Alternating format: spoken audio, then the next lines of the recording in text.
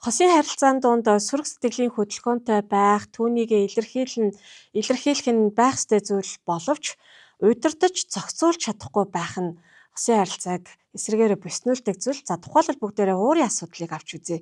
Маш их бие биендээ уурладаг хосууд байна гэж авч үзье. Уур гэдэг маань өөрөө сэтгэлийн хөдөлгөөн. Тэгэхээр чи юундаа уурлаад байгаа, яхаараа уурладаг байна гэж тэр сэтгэлийн хөдөлгөөнийг дээр анхаарахаас илүүтэйгээр энэ ууралснаасаа болоод ямар үйлдэл хийж байна вэ гэдгийг анхаарах нь чухал юм.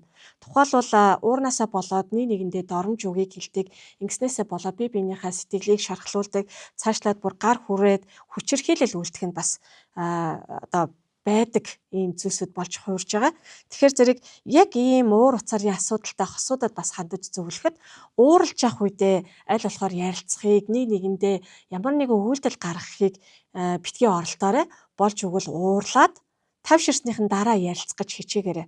За хоёрдугаарт нь яг энэ ярилцлага дундаа чи уурлаад байгаа учраас, чи ууртай байгаа учраас гэдэг үгийг хэлэхээс илүүтэйгээр энэ одоо нөхцөл байдлаас болоод би юу мэдрээд байгаа талаараа ярилцах гэж хичээрэй. Би их айж байна, би их түгшдэг.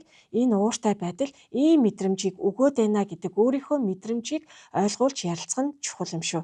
За гуравдугаарт нь яг энэ уурын асуудал дээр дүрэн тогтоох нь нэг чухал байдаг.